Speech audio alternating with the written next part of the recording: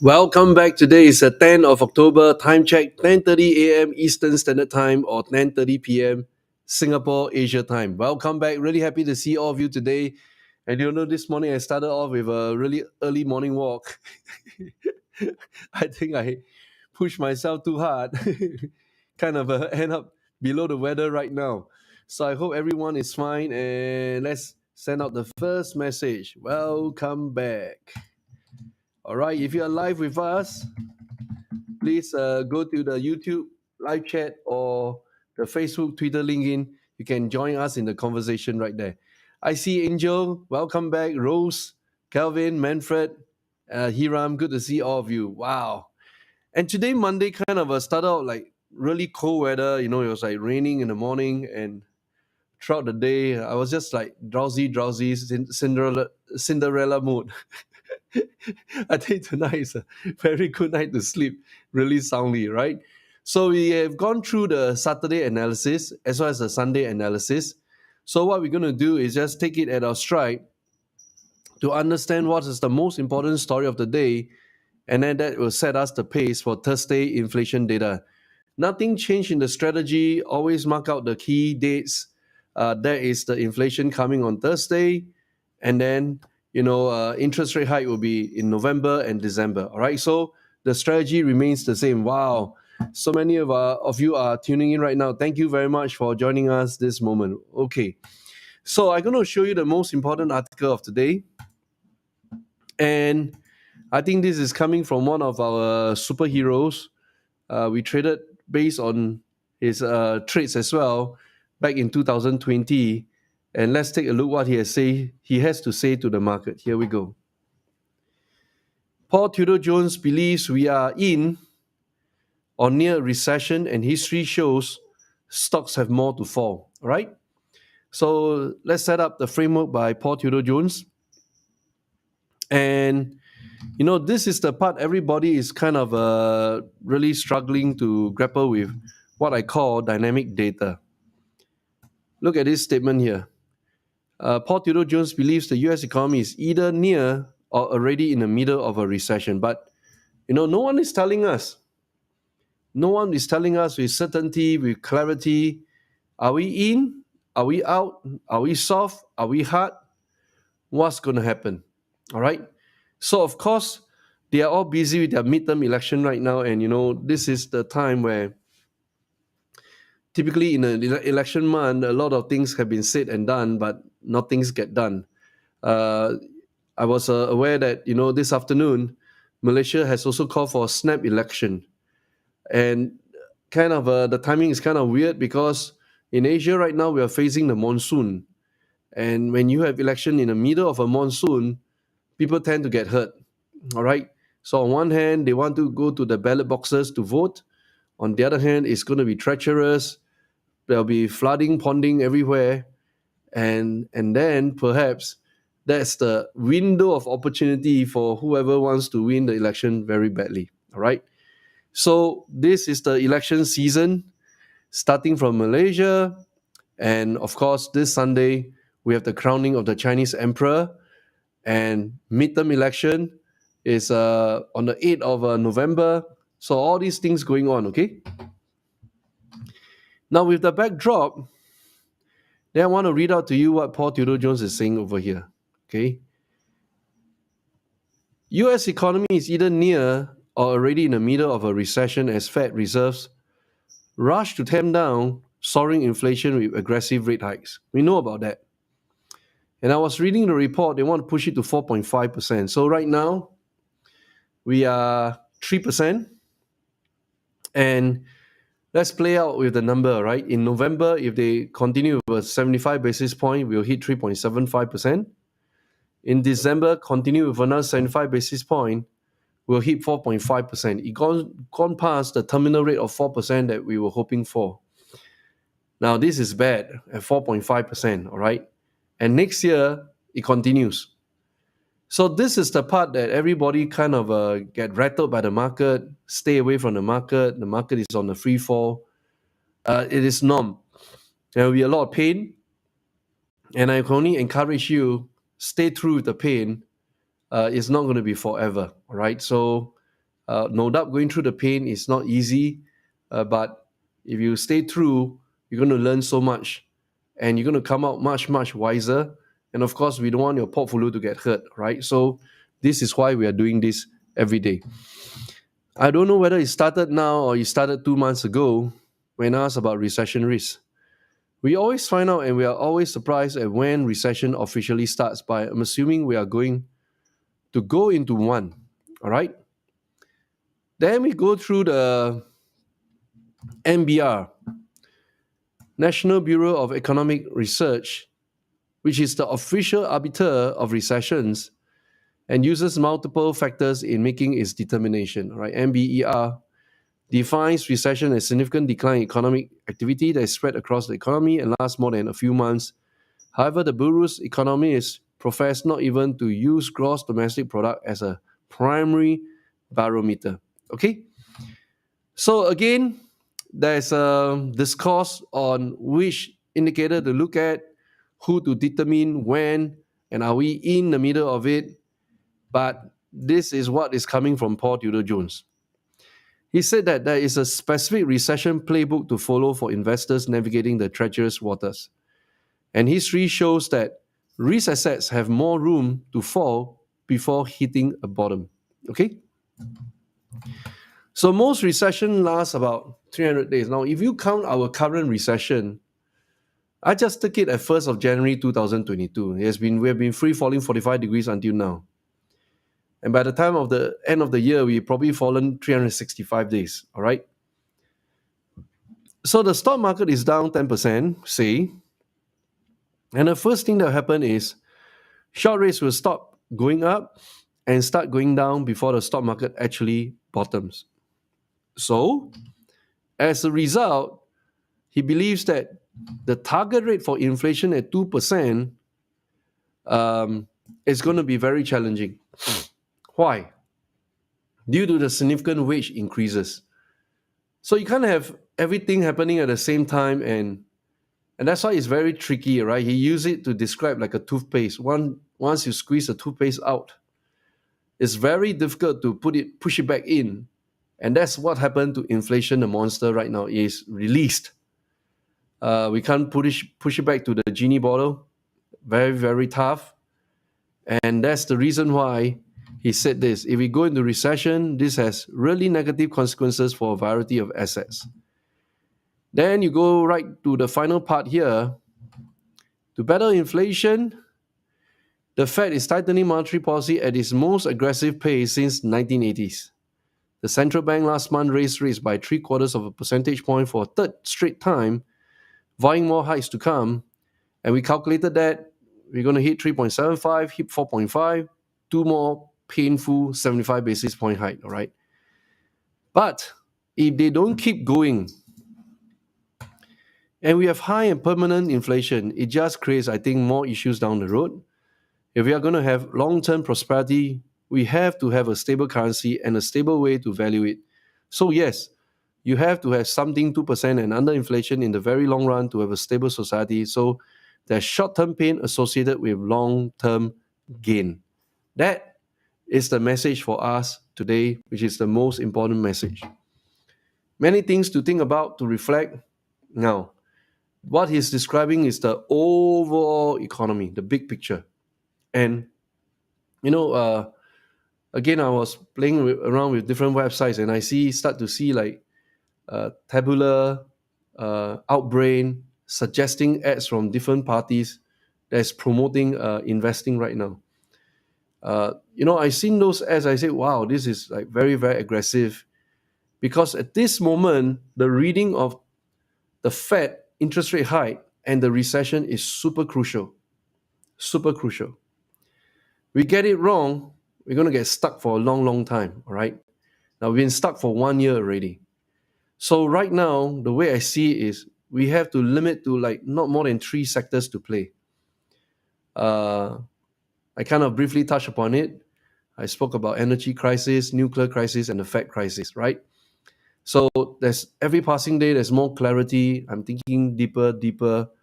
And I think we kind of will be able to eventually find the sweet spot. So this is the part where How do you persist in the market without getting hurt more? That's the central piece of the thinking right now, this season.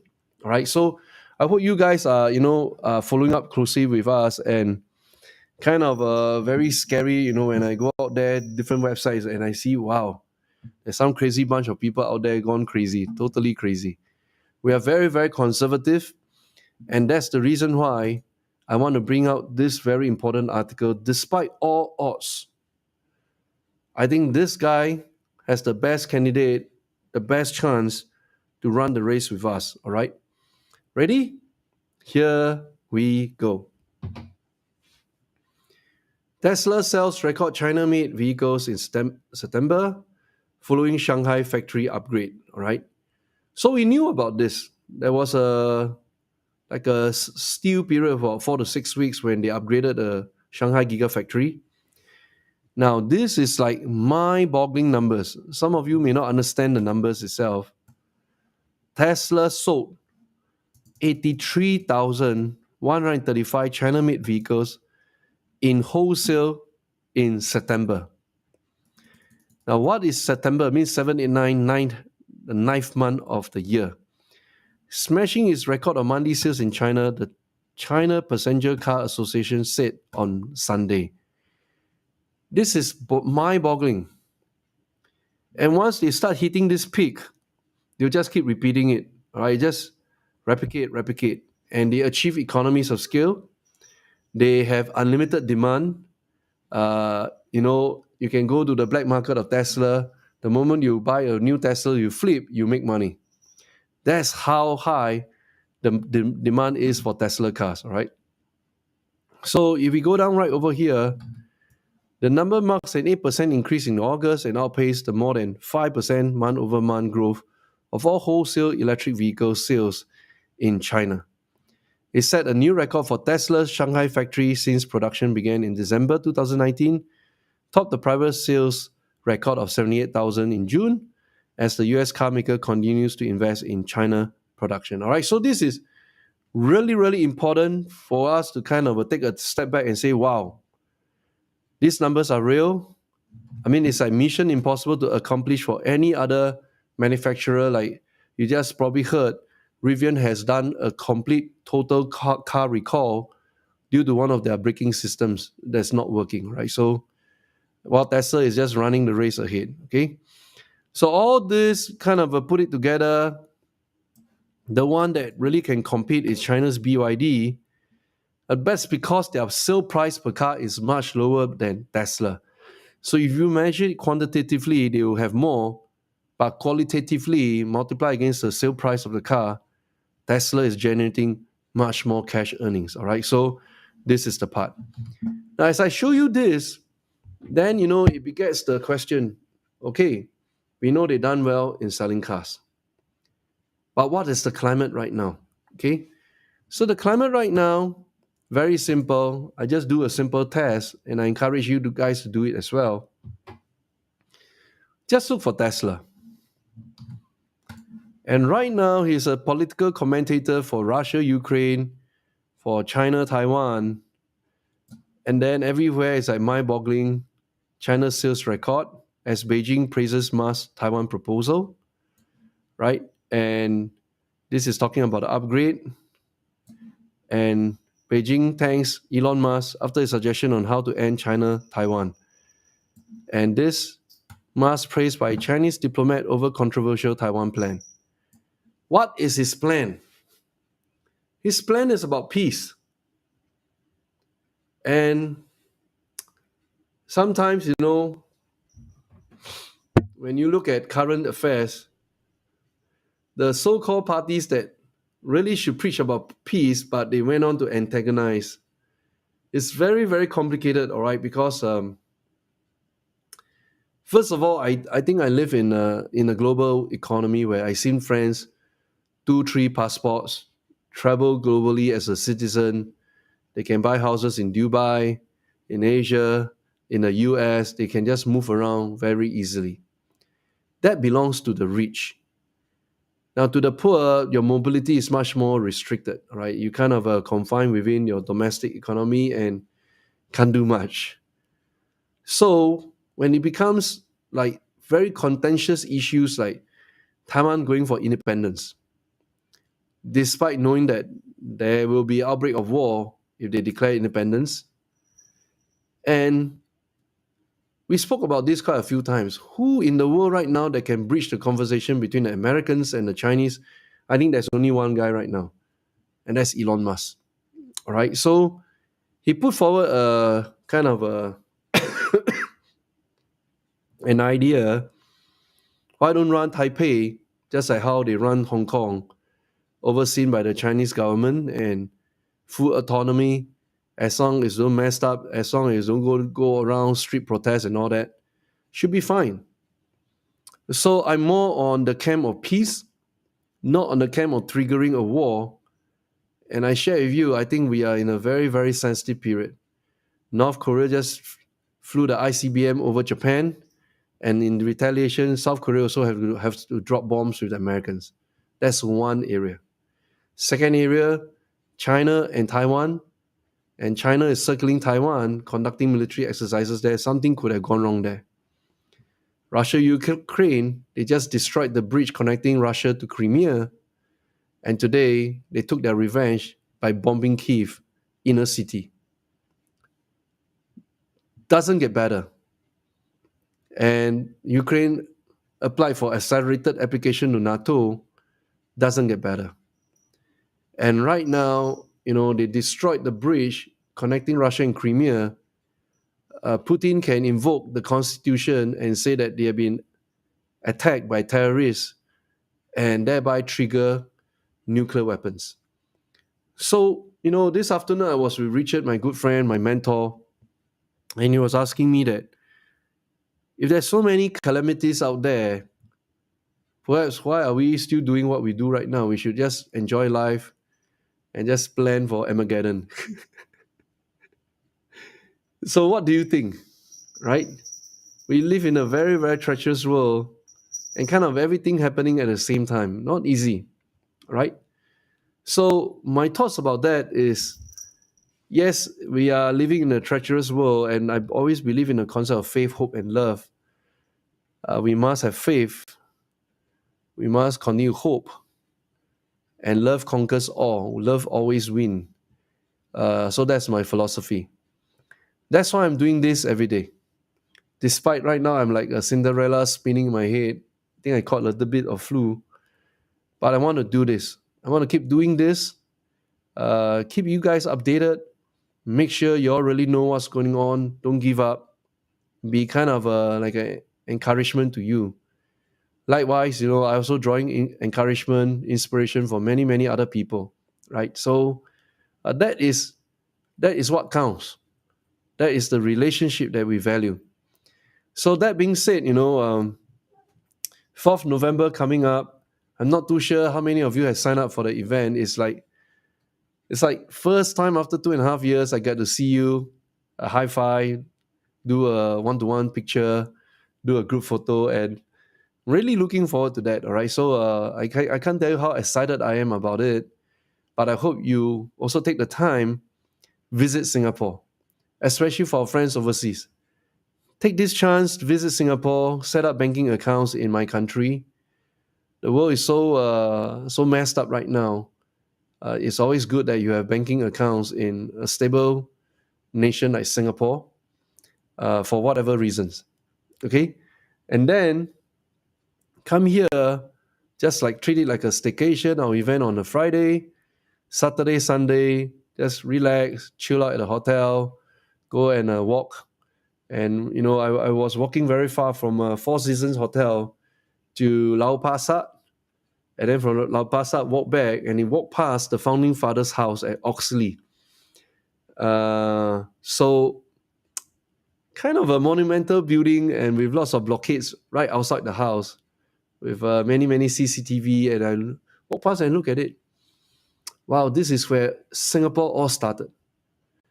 The very first political discussion, the fight with the communists, to the call for independence, it all started from that house, right? And kind of nostalgic because what happens if the war spreads? And I'm looking around like, Malaysia is like, this time round, the election is going to be so hard fought. It's going to be so divisive. And we're going to see a lot of bad things happening. And it's bad. It will be so bad and ugly that you look at it and say, wow, how can this even happen in the first place? But if there's anything gone wrong, it'll spill over to Singapore. So we are always thinking like, just next to us, right? And all these things happening in the world. So what is my takeaway for today? Relax. Yes, we read Paul Tudor Jones signaling to us we're probably in the middle of a recession. There'll be more pain ahead. But I think if they push it to 4.5% for interest rate hike, I think that would be more than enough to bring it down. All right. So, but we can only see it in end December and probably crossover between January and February. All right. So we still got a big Chinese New Year coming up. And then the whole month of February, Chinese in China will celebrate the lunar Chinese holidays and then start work from 1st of March. So I've given you kind of a pointers. Look at the Chinese EVs. This is the season, all right? Everybody will kind of buck the trend. And then that is good enough, all right? Other than that, just stay calm, wait for Thursday inflation data, and I'll be seeing you at a Cozy Live Trading event. That's what I want to share with you today. Thank you so much for joining me. Your teacher is a little bit below the weather. I need to go to bed and fire off one trip before I do that. And thank you so much. May God bless you. Goodbye, everybody.